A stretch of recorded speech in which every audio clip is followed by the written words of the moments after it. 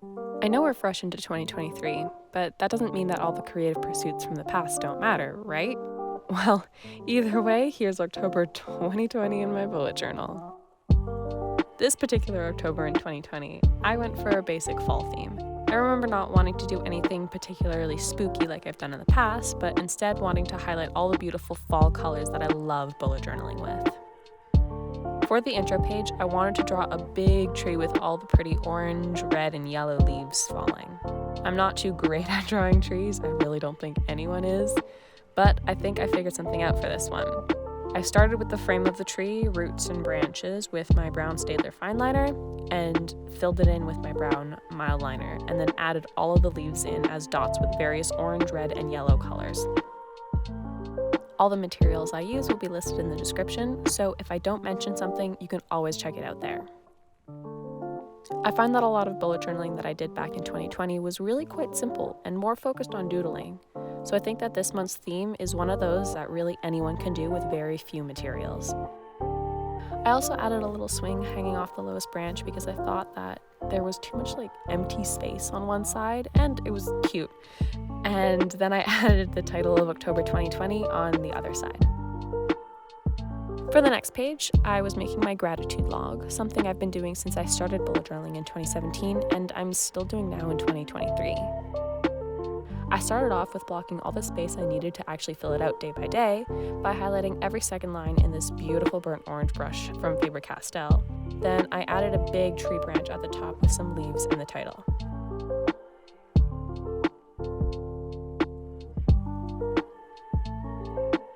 I wanted this side of the double spread to be a bit darker in tone because my intro page was very bright with its oranges, and I think that this balances it all out very well.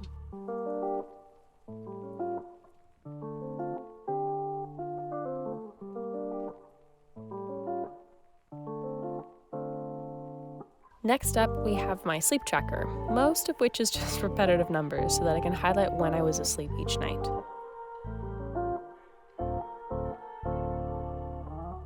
This is also something that I'm still doing today, and honestly, it helps me understand more about why I'm feeling any type of way through the weeks. It also helps me understand where I should be going to sleep a little bit earlier or waking up at different times. I find tracking anything basic for enough time gives you a pretty good insight on yourself, so I highly suggest it. But anyways, to make this spread pretty, I just added a couple vines surrounding it and colored them in with some yellow. I don't really love how this one turned out, but it fits the theme, so it is what it is. Moving on to the habit tracker, this setup is pretty basic as well. Every second line gets a row of dots that corresponds to a certain habit. If I succeed in the day, then I get to color it in. I actually left quite a bit of space on the right free so that I could make a chart tracking how much screen time I spend on my phone each day. I don't do this anymore, but while I was tracking my screen time, it really helped me stay conscious about my technology use in the day.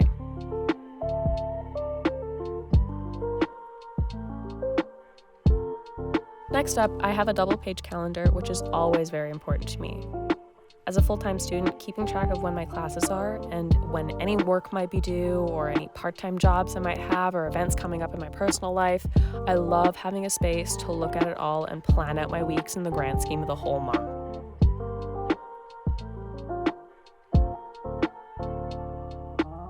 It gets a full title, days of the week headers, and each day gets its own number.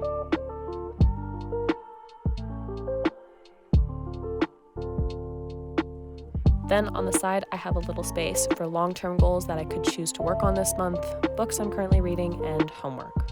These categories tend to change month to month, but in October 2020, I guess that was what was most important to me. To finish off the page, I added a quick doodle of a pumpkin and its vines crawling around the page to fill all that empty space. When it comes to bullet journaling, I really am a maximalist and I don't really like empty spaces. But that's my personal preference. I also really love looking at minimalist bullet journal spreads, so it's up to you. Every October, I love watching a whole slew of scary and scary-ish movies or Halloween movies. I'm usually really bad with horror movies, and so I can't seem to watch them at any other point in the year, but for some reason, my brain says that it's okay to watch the scariest movies in the spookiest month of the year. I did this movie reel spread in my first bullet journal, and it really helped me track which movies I've seen and which ones are at the top of my list to watch. This spread is always super fun for me to make, and I love how pretty it looks in the end, so I obviously had to add this one to October 2020 as well. Finally, I tried out 2 different ways of organizing my weeklies.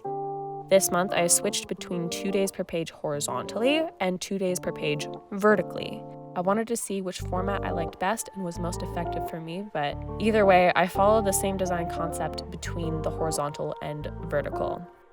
I really was in an experimentation stage with my bullet journal in 2020, and turns out I really liked the vertical setup, but the horizontal wasn't bad either. It worked very well, both of them did.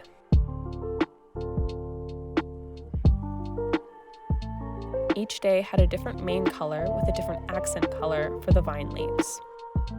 I love how all the colors look together, but most importantly, I added my time blocks. It's 9 rows, usually 6 squares across, split in half, and then titled with 6 a.m. all the way to 11 p.m. This really helps me visualize my days and helps me show when I have more time to do things than I realize. And that's it. This particular setup was pretty simple. I focused a lot on doodles, which makes it very beginner-friendly. Again, all the materials that I use are listed in the caption, and if at any point you decide to recreate any of these spreads or take inspiration from me, I'd love to see the results. You can DM them to me or tag me on my Instagram at lovealways.nabeth to make sure that I can see everything. Bye for now. Love always, Annabeth.